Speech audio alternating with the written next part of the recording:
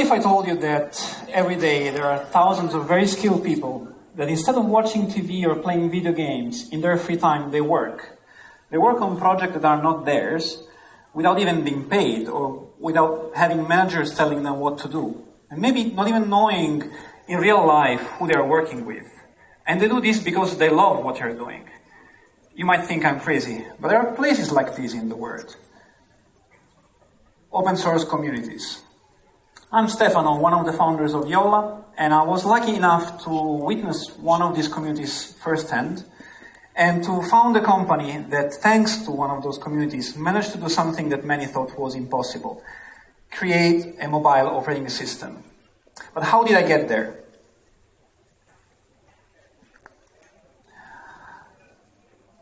10 years ago, I left Italy and I went to Finland to work for Nokia. And I was working in a project called Meego, which goal was to create a mobile operating system based on open source components. Nokia managed to create an awesome community around this project. I remember entering a building where people from more than 35 different nationalities were working. That was one of the first communities I experienced firsthand. It was awesome. But also outside of the company, Nokia managed to do something that was super. They created an open source community, and they managed to attract a lot of developers that were contributing to this project. But then in 2011, Nokia decided to go for another operating system, and the Meego project was cancelled. We were heartbroken. That was much more than a job for many of us. That was our life, that was our passion.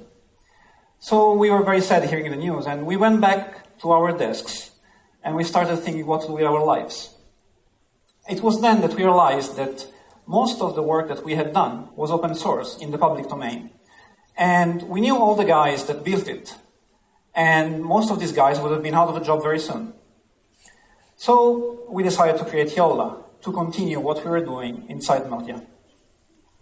And we started hiring the first guys, the best guys we knew. We set up a system where they didn't have a lot of constraints for the work that they had to do, because we knew that they were the best guys to do this work. And it really paid off, because 2 years later, we created the first Jolla phone based on our Sailfish OS. It wasn't perfect at the start, but it was the result of a lot of work and a lot of effort and a lot of stress that a bunch of guys went through to follow their dream, to create an alternative to the mobile operating system landscape that was existing at that day. So, after this, we wanted to create another product. Immediately after we launched the Jolla phone with Sailfish OS, a set of guys started interacting with us, and we set up a system to collect all the feedback from these guys, to let us know what exactly was right and what was wrong with the system. So at the end, we managed to collect about 5,000 guys that were interacting with us on a daily basis. We found our Jolla community, and Jolla community found us. In summer 2014, we wanted to do something different.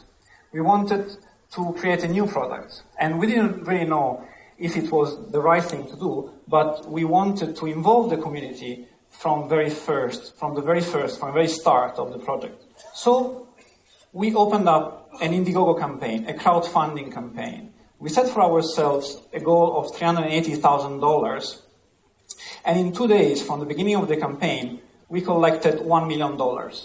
At the end of the campaign, $2.5 million were collected for our new product, the Jolla tablet, which you see there. It was amazing for a company of 100 guys to get there. But we didn't stop. We went to Barcelona in Mobile World Congress, which is the biggest show for mobile in the world. And we, again, wanted to do something a bit different. We called up the best guys from the community, and we asked them to come with us at the show.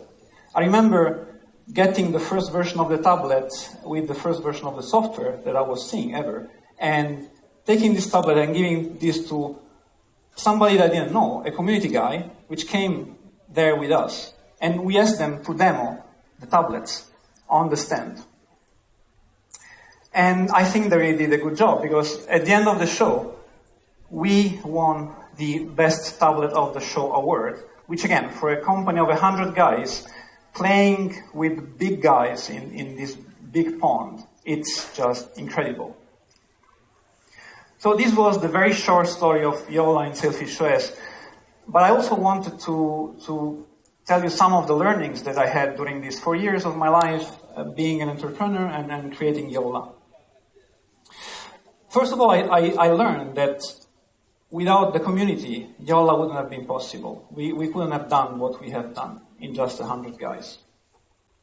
And then I think we think at companies like those inhuman entities living in big headquarters and having weird rules and then getting behind the curtain and doing some magic and then a product comes out.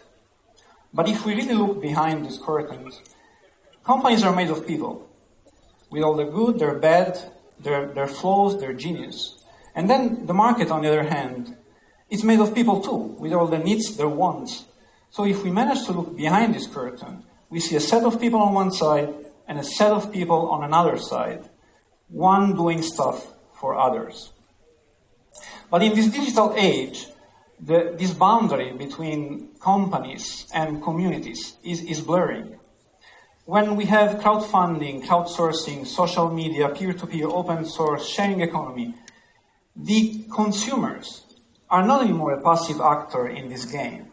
They are more and more becoming an active part, an integral part of the value creation process, to the extent that they can determine the success of a company or a product even before it goes on the market. So I believe that because companies have so much insight in the lives of the consumers, and consumers as well want much more understanding of what's happening inside these companies, the companies that they love. We need more openness and transparency. As entrepreneurs, we need to give more openness and transparency for consumers to understand what's happening, what we're doing, why we're doing what we're doing. So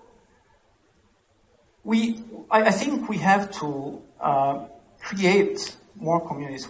As entrepreneurs, we have to find those communities. We have to nurture them. We have to start a dialogue so they can let us understand what is best for them and what is best for our companies.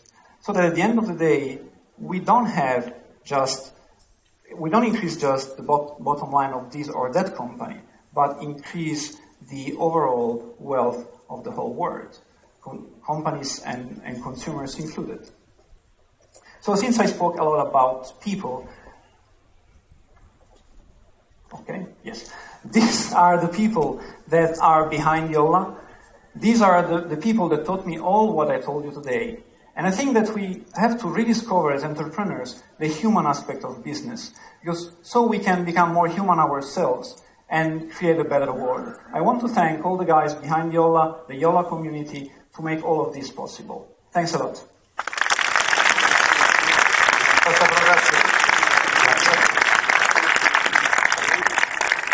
Credo che se continua questo